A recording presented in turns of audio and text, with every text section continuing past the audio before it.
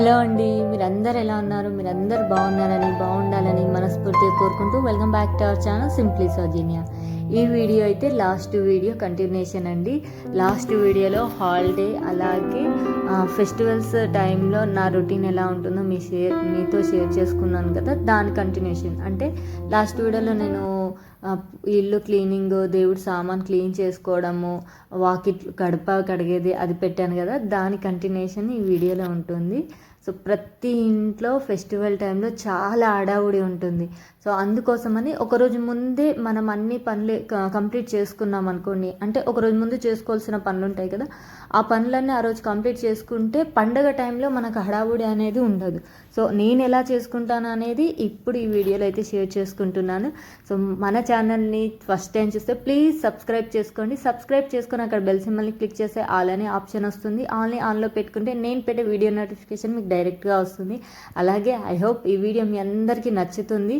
నచ్చితే మాత్రం లైక్ చేయడం అస్సలు మర్చిపోదండి. మీరు ఇచ్చే లైక్ నాకు చాలా అంటే చాలా యూస్ఫుల్. సో ఇక్కడైతే దశమి రోజు సాయంత్రం సో ఇల్లు క్లీన్ చేసుకోవడము, దేవుడి సామాన్లు అన్నీ క్లీన్ చేసి గడప కడిగి వాకిట్లో ముగ్గు కూడా పెట్టుకున్నాను. అవన్నీ చేసుకొని వచ్చిన తర్వాత దేవుళ్ళని అయితే క్లీన్ చేస్తున్నాను. అంటే దేవుళ్ళను ముందే ఎందుకు క్లీన్ చేయలేదు అంటే, దేవుడి సామాను క్లీన్ చేస్తే అవి ఆరిపోయేంత లోపు నేను దేవుడి పటాలు, విగ్రహాలు అవన్నీ ఇలా క్లీన్ చేసుకుంటే తడి అనేది ఉండకుండా నీట్గా ఆరిపోయి ఉంటాయి, దీపాలు పెట్టుకోవడానికి కూడా బాగుంటుంది అని చెప్పి అందుకని దేవుడి సామాను ముందే క్లీన్ చేసుకుంటాను నేను. సో ఇక్కడ ఉన్న పటాలను అయితే ఫస్ట్ నేను ఒక రాగి చెంబుల పసుపు, కుంకుమ, అక్షంతలు, నీళ్లు తీసుకొని వాటిని అన్నిటిని పైన చిలకరించి క్లాత్తోనైతే మంచిగా తుడుచుకున్నాను. తుడుచుకున్న తర్వాత ఒకదాని తర్వాత ఒక ఫోటోకి ఇలా అందంగా నాకు వచ్చినట్టయితే బొట్లు పెట్టుకున్నాను. నిజంగా వెంకటేశ్వర స్వామికి, అమ్మవార్లకు బొట్లు పెట్టుకున్న తర్వాత ఎంత బాగా అనిపించిందో. అదే ఇక్కడ ఏంటంటే ఇది ఏకాదశి, రేపు ఏకాదశి కాబట్టి దశమి, అంటే ఏకాదశి వ్రతం చేసేవాళ్ళు కంపల్సరీ దశమికి సంబంధించిన నియమాలు కూడా పాటించాలి. నేను ఆల్రెడీ లాస్ట్ వీడియోలో చెప్పాను అనుకుంటాను. ఆ రోజు ఒక్క పూటనే భోజనం చేయాలి, అంటే అన్నం మళ్ళీ సాయంత్రం తినొద్దు, టిఫిన్ చేయాలి.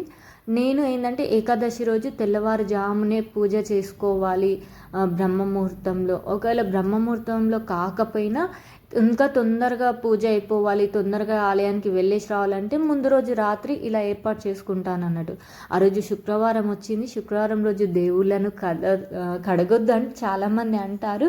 బట్ నేనేంటంటే దేవుళ్ళను కడిగినా ఆ దేవుడికి సంబంధించిన నీళ్ళు ఏవైతే ఉంటాయో, నిర్మాల్యం ఏదైతే ఉంటుందో అదైతే ఆ రోజు బయట పడేయలేదు.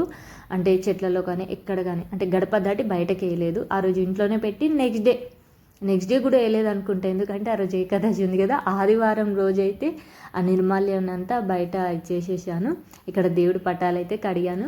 మళ్ళీ ఇది వచ్చేసి నైట్ 8 అయింది అనుకుంటాను, 7:30 అయింది.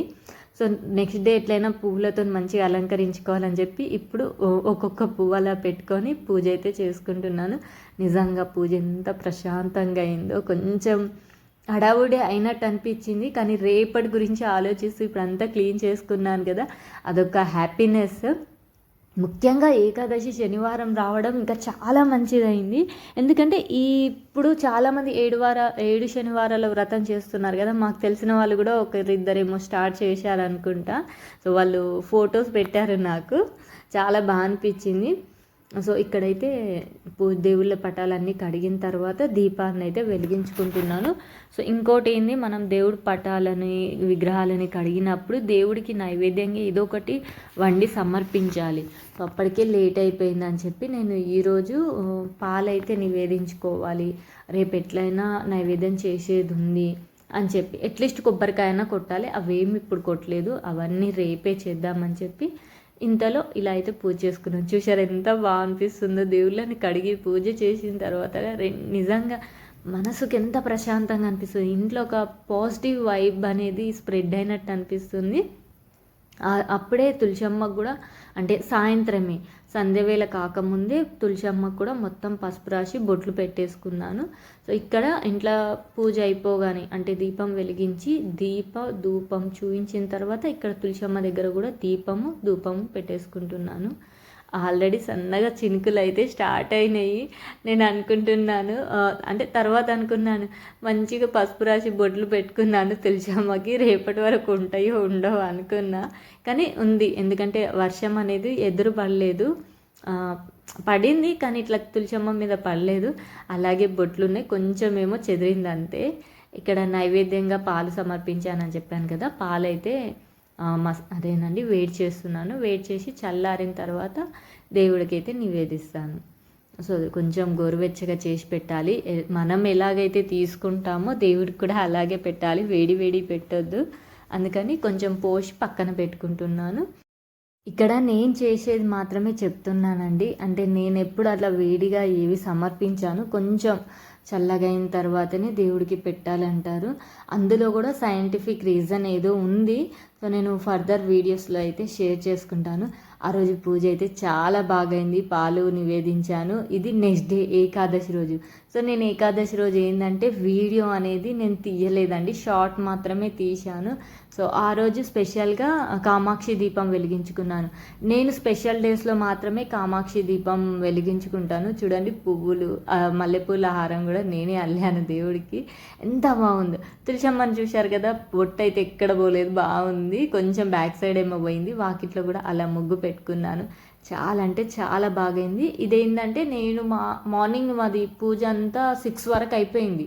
తర్వాత పిల్లలకు కూడా వాళ్ళని తీసుకొని ఆలయానికి వెళ్దాము అంటే, ఆ రోజు మా ఇంట్లో ఒక స్పెషల్ డే, మా బాబుది వచ్చేసి బర్త్డే ఆ రోజు. సో అందుకని పాపని బాబుని కూడా ఆలయానికి తీసుకెళ్దామని చెప్పి ఇట్లా రెడీ అయ్యి ఆలయానికి అయితే వెళ్ళాము.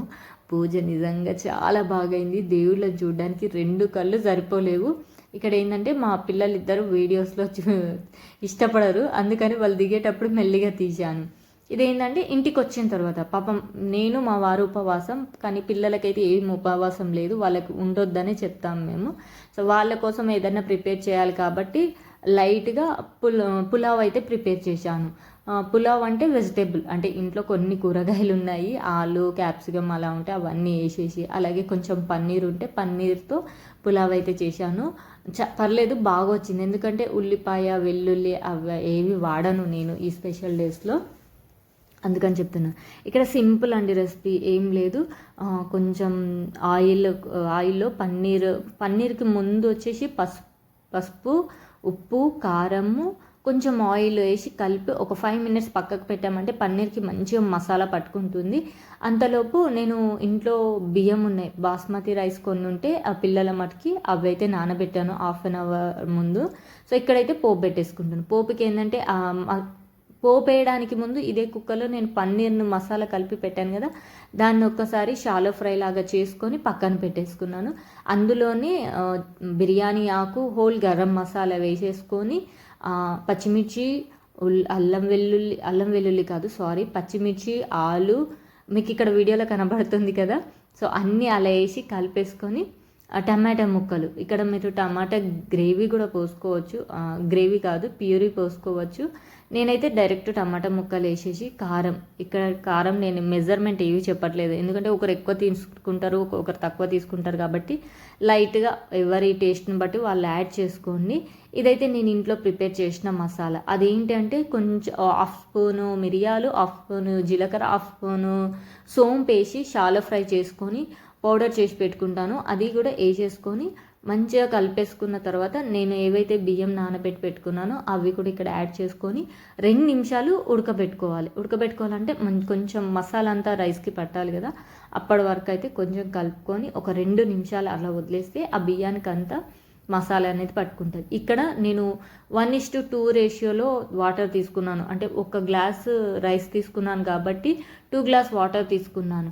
అంటే బియ్యాన్ని బట్టి ఉంటుంది, ఇవి పాత బియ్యం కాబట్టి నేను 2 గ్లాస్ వాటర్ తీసుకున్నాను. ఒకవేళ కొత్తగా కొంచెం పొడిగా కావాలనుకున్న వాళ్ళు 1.5 వాటర్ తీసుకోండి. సో వాటర్ అంతా పోసి మంచిగా ఒకసారి కలుపుకొని అందులోనే కొత్తిమీర, పుదీనా, కస్తూరి మేతి ఉంటే కస్తూరి మేతి, బట్ నా దగ్గర లేదు కస్తూరి మేతి, నేనేమీ వేయలేదు. వేసి కలుపుకొని మూత పెట్టేస్తే 2 విజిల్స్ వచ్చిన తర్వాత ఆఫ్ చేసి 2 విజిల్స్ వచ్చినాక కొద్దిసేపటికి ఆవిరంతా తీసేస్తే మనకు రైస్ పొడి పొడిగా వస్తుంది. సో అంతలోపు అయితే నేను కిచెన్ ప్లాట్ఫామ్ అయితే క్లీన్ చేసుకుంటున్నాను. ఇక్కడ చూడండి ఎంత బాగైందో, పొడి పొడిగా అయింది. సో మీకు డౌట్ రావచ్చు, పన్నీరు ఫ్రై చేశారు కదా ఇక్కడ యాడ్ చేయలేదా అంటే, ఇప్పుడు యాడ్ చేస్తాను. ఎందుకంటే ముందే యాడ్ చేసి ఏంటంటే వాటర్లో మొత్తం ఇదవుతుంది. ఇంకొక రీజన్ ఏంటంటే పన్నీర్ కొద్దిగానే ఉంది కదా, అందులోనే వేస్తే ఎక్కడో కనబడకుండా పోతుందని చెప్పి నేను ఇలా పైన వేసాను. సో పులావ్ అయితే చాలా అంటే చాలా బాగైంది, పిల్లలు ఇష్టంగా తిన్నారు. సో ఈ వీడియో ఇంతేనండి. ఐ హోప్ ఈ వీడియో మీకు నచ్చిందని అనుకుంటున్నాను. నచ్చితే లైక్ చేయడం అస్సలు మర్చిపోద్దు. ఒక మంచి వీడియోతో మళ్ళీ కలుసుకుంటాను. Take care, bye by.